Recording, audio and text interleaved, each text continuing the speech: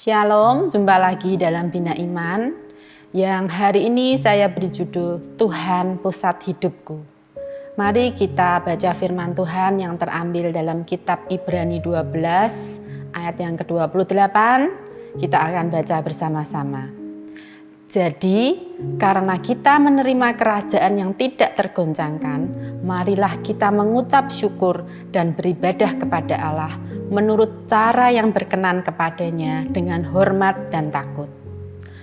Bapak Ibu Saudara yang terkasih, kita adalah orang-orang percaya yang memiliki hak istimewa karena menjadi bagian dari kerajaan Allah. Kerajaan yang tidak tergoncangkan, yaitu kerajaan Tuhan Yesus Kristus. Kerajaan yang kekal, bahkan kekal sampai selama-lamanya.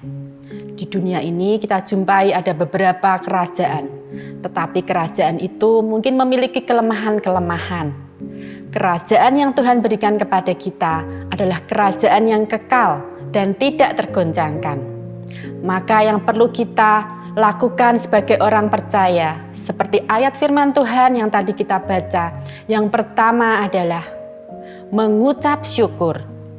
Mari kita baca dalam kitab 1 Tesalonika 5 ayat yang ke-18 yang berkata, mengucap syukurlah dalam segala hal, sebab itulah yang dikehendaki Allah di dalam Kristus Yesus bagi kamu.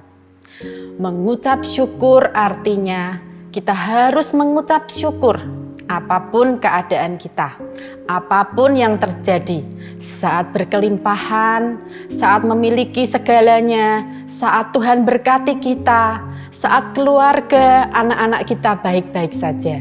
Mudah untuk mengatakan ucapan syukur, untuk bersyukur.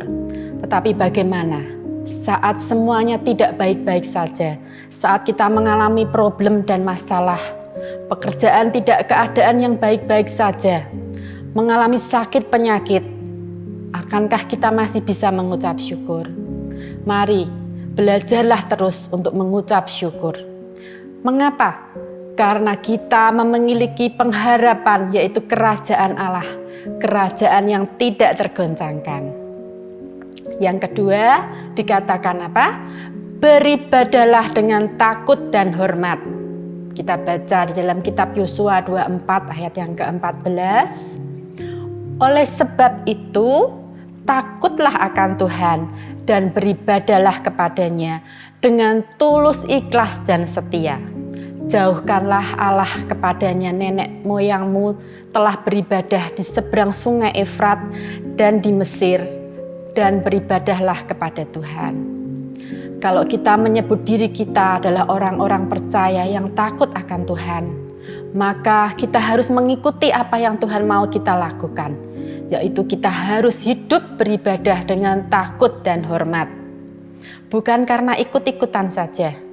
Mungkin Bapak Ibu Saudara bertumbuh dalam keluarga Kristen, beribadah karena aturan dari orang tua, atau keluarga yang sudah semenjak dari kecil Bapak Ibu harus beribadah, kebiasaan atau rutinitas. Pengaruh dari teman, enak loh kalau ke gereja.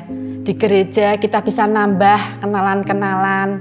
Orang Kristen itu baik-baik saja, banyak yang suka menolong. Apapun pengaruhnya, marilah kita temukan dan terima janji Tuhan untuk hidup kita. Kata beribadah juga mengandung arti melayani. Maka sebagai orang percaya, kita juga harus mau melayani Raja segala raja. Demikian juga halnya melayani, bukan karena ikut-ikutan saja, tetapi kita harus benar-benar mengerti bahwa pelayanan adalah keinginan Tuhan yang harus kita lakukan. Puji Tuhan, tetap semangat, Tuhan memberkati.